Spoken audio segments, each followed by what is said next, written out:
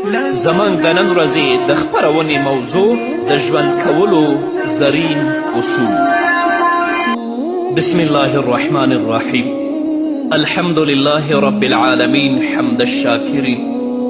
الصلاة والسلام على سید الانبیاء والمرسلین سيدنا ونبينا وشفيعنا ومولانا محمد وعلى آله وأصحابه الطيبين الطاهرين.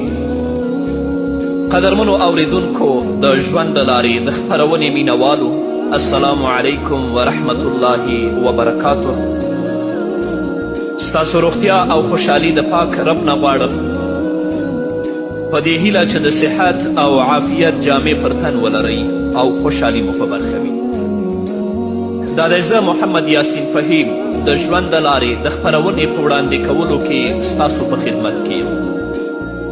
زموږ د نن ورځې د خپرونې موضوع د ژوند کولو زرین اصول.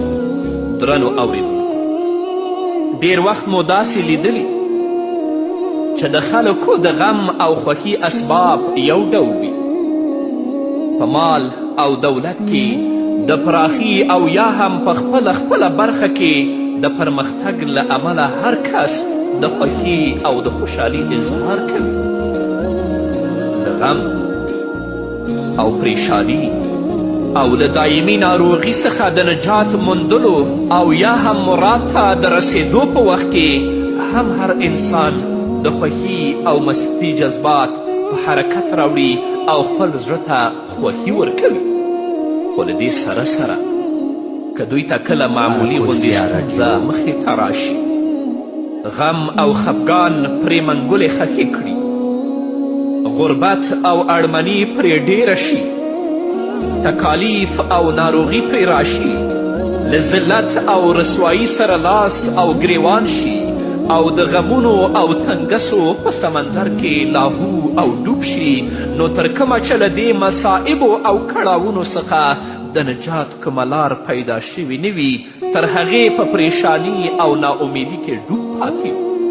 راځئ داسې یوه لار ولټوو چې په هغې باندې د تګ له امله خپلو مسرتونو او خپلو خوشحالیو ته دوام ورکړو او په ستونزو او کړاوونو باندې بریالي شو. دا د فطرت قانون دی چې انسان د ژوند په سړو او په تودو کې چکر وهي. په دې چکر کې پوه شه چې ته یوازې نه یې، بلکې ټول خلک تا سره شریک دي. خو زما پوښتنه دا ده چې موږ ولې په ژوند کې مخې ته راتلونکو ستونزو او کړاوونو ته ځینې وخت له خپلې اندازې څخه ډیر ارزښت او اهمیت ورکوو او بیا په دې معمولي خبرو څو ورځې خفه یو او د خپل خوږ او با ارزښته ژوند اړینې او قیمتي ورځې پکې ضایع کوو. په داسې حال کې چې پېښ شوی غم او خفګان د دومره تشویش وړ نه وي او نه هم په دې ارزي چې موږ پکې دومره ورځې خفه پاتې شو. موږ له دې وسې سره چې ډېر زر ځان له مایوسي څخه خلاصولی شو، بیا هم خفه پاتې کیږو. ولې؟ په دې خبره باید ځان پوه کړو چې غم او خفګان، خوښي او خوشحالي په ژوندۍ بڼه په زړه باندې حمله کوي او پرته له دې چې اجازه واخلي ځان ته په زړه کې ځای پیدا کوي. که د غم او خفګان د دروازو د بیرته کېدو یوه لار شته، نو د بندېدو یې هم بې شمېره لارې. انشاءالله په راتلونکو خپرونو کې به موږ په همدې خبرو د ځان پوه کولو هڅه وکړو. په ژوند کې ډیری وخت زموږ ملاقات او زموږ لیدنه له داسې خلکو سره کیږي چې هر یو یې خوښ او ګران وي. له دوی سره په ناسته او ولاړه کې خلک خوښ وي او له دوی سره په راشه درشه او خبرو اترو کې خپل زړونه راحت محسوسوي. آیا کله تاسو دا فکر کړی چې تاسو هم د داسې زړه راښکونکو کسانو له ډلې څخه کیدی شئ چې ستاسو په لیدلو سره زړونه خوښ شي او ستاسو په راشه او درشه او ستاسو په خبرو او اترو زړونه راحت ومومي؟ داسې فکر تاسو کله کړی؟ آخر په دې امر د اکتفا کولو لامل څه دی چې تاسو تل د نورو کارنامې بیانوئ، د هغوی ستاینې کوئ، د هغو د بهادري او سرلوړي کیسې او داستانونه بیانوئ، د هغوی په کارنامو باندې حیرانتیا او تعجب ښکاره کوئ او د هغو د کارنامو او ویاړونو ته په لیدو سره د تعجب او مرعوبیت اظهار کوئ. تاسو پخپله د داسې نااشنا او زړه راښکونکو کارنامو در ترسره کولو هڅه ولې نه کوئ چې د نورو کارنامو او ویاړونو ته په تعجب او ګوته په غاښ ناست یاست؟ ولې داسې وشي چې په یو محفل کې ستا کم ملګری یا ستا د تره زوی یا ستا یو خپل پورته شي او خبرې وکړي، ټول خلک هغه ته غوږ شي او د هغه خبرې د خلکو په غوږونو او زړونو کې ځای ونیسي، خلک یې له خبرو ګټه واخلي، نو پایله دا شي چې د هغه ستاینه وکړي. خو کله چې ستا د خبرو وار شي، ته پورته شي او په خبرو پیل وکړي، خلک شونډې بروسې کړي، تندي تریو کړي، یا درنه مخونه واړوي او یا په خپلو منځونو کې په خبرو لګیا شي او ټوکې او مزاح پیل کړي. دا هم شونې ده چې په همدې وخت کې له تا سره د خپل ملګري څخه ډیر معلومات وي او همدارنګه په تعلیمي درجه کې ستا زده کړې له هغه لوړې وي او یا هم ته له هغه څخه د لوړې دندې درلودونکی. نو بیا ولې هغه په دې کار کې بریالی شو چې د خلکو پام یې ځان ته راواړوه او ته پکې ناکام شو؟ یو هغه پلار دی چې اولادونه یې ورسره مینه کوي، کور ته په راتلو یې له خوښي څخه په جامو کې نه ځایږي، او یو هغه پلار دی چې هغه د خپل اولاد د مینې لپاره ځورېږي، خو اولاد له ده څخه د ځان خلاصونې لپاره ده ته ډول ډول بهانې کوي، راز راز عذرونه او مشکلات ورته بیانوي تر څو له پلاره لرې شي. آخر ولې؟ دواړه پلرونه دي، ولې له یوه سره یو ډول سلوک کیږي او له بل سره بل ډول؟ په دې خپرونو کې به انشاءالله موږ دا زده کړو چې د ژوند کولو زرین اصول څه دي او د ژوند نه څنګه خوند واخلو. ځان پلو ته د خلکو د پام را اړولو طریقه کومه ده؟ خپله خبره په مؤثر انداز کې څنګه وړاندې کولی شو؟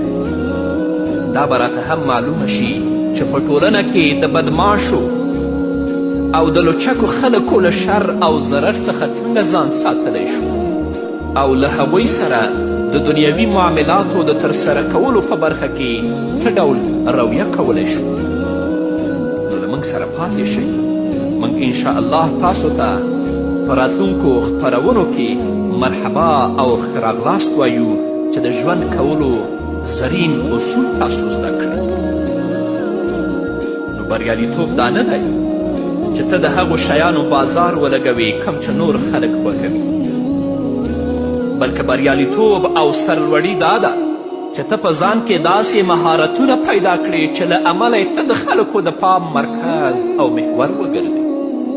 علامه عریفي په خپل کتاب کې لیکي چې زه یوه ورځ یوې کچې آبادي ته د یو تقریر دپاره ولاړم.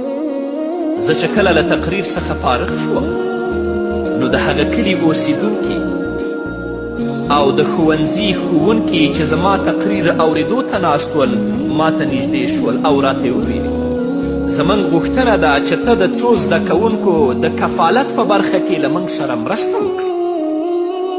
علامه عریفي وایي چې ما په حیرانتیا سره وویل تعجب دی، آیا دغه ښوونځی د حکومت لخوا تاسو ته جوړ شوی نه دی او په دې کې زده کړې وړیا نه دي؟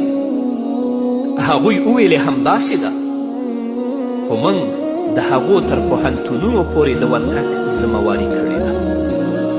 ما ورته وویل چې پوهنتون خو هم همدې ته ورته دی، حکومت جوړ کړی دی، زده کړې پکې وړیا دي.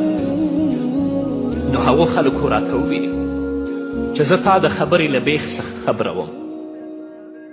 زموږ له ښوونځیو څخه ځینې زده کوونکي داسې هم فارغېږي چې د کلنیو آزموینو د نمرو تناسب یې 9 سلنه وي.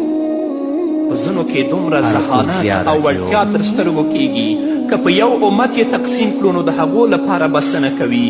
ښکاره خبره ده چې داسې زده کوونکي چې کله له ښوونځي څخه فارغ شي نو ښار ته له تلو وروسته د لوړو زده کړو په برخه کې یا د طب، انجینري، حقوق، اسلامي قانون، کمپیوټر ساینس او دې ته ورته د نورو لوړو زده کړو د ترسره کولو امید او هیله لري.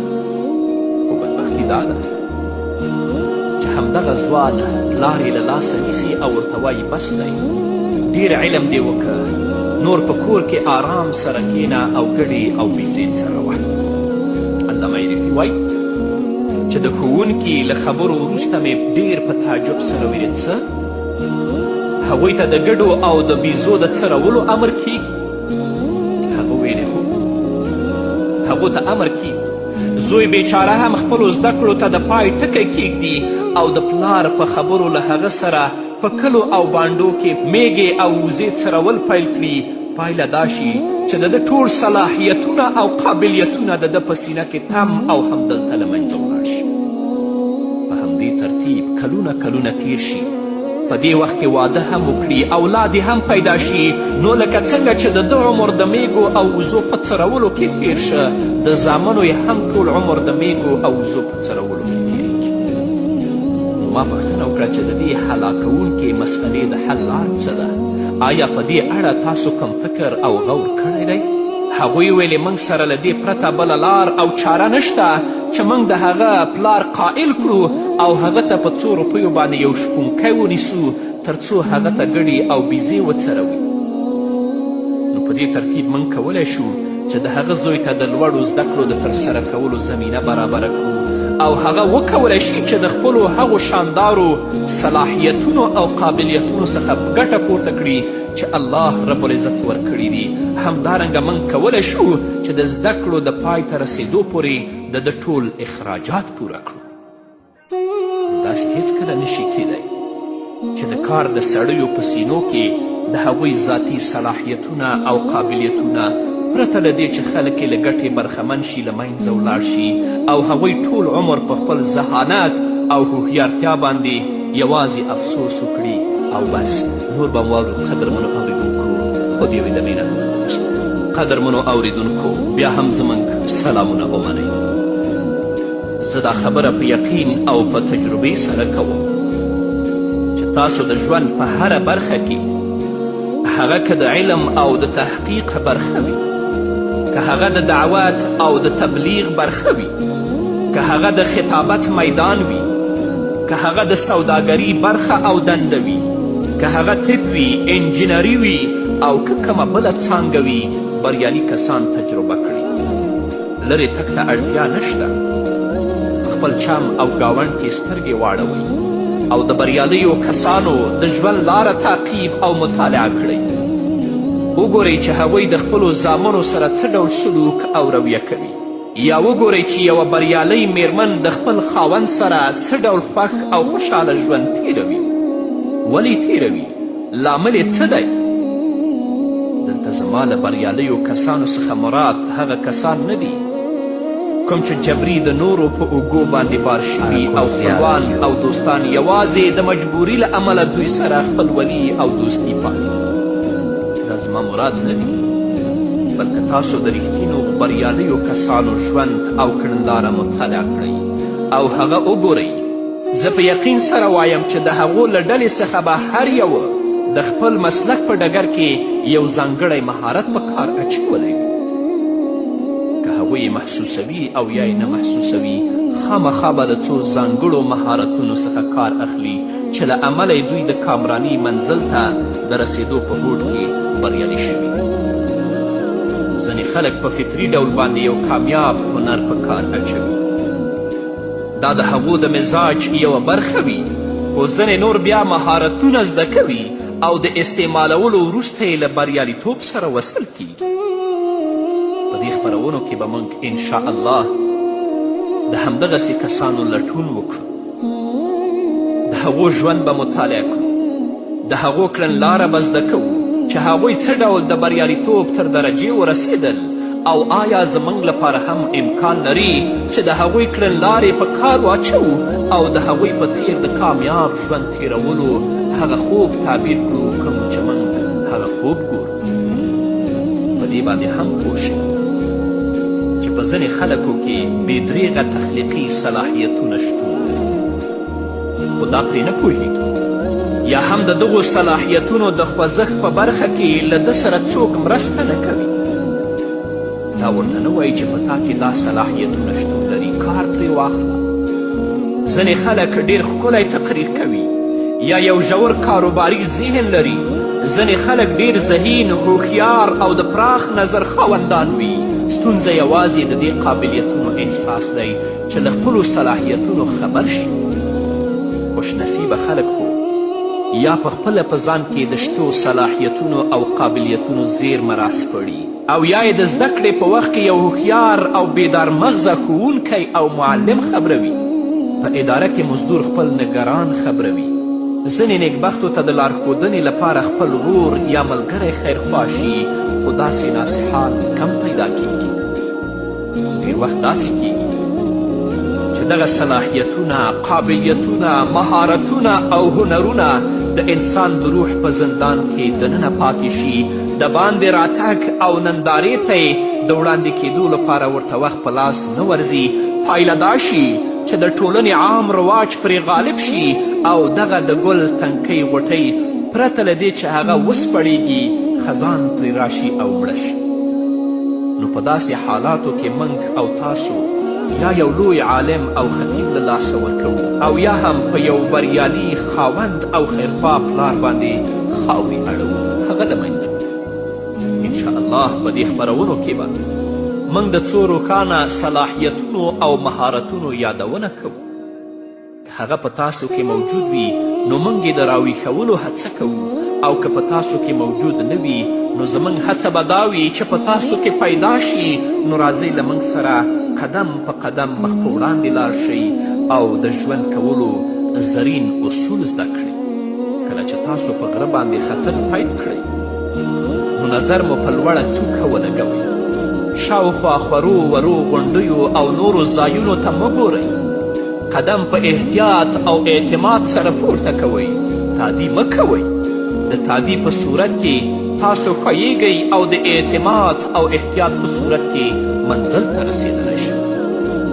راځئ چې داسې یوه لار ولټوو چې خپلو اهدافو ته ورسیږو او په هغې لار باندې د تګ له امله خپلو مسرتونو او خوشحالیو ته دوام ورکړو او په ستونزو او په کړاوونو باندې بریالي شو. په همدې هیله نو قدرمنو اورېدونکو، دا وه زموږ د نن ورځې خپرونه چې ستاسو درانه حضور ته وړاندې شوه.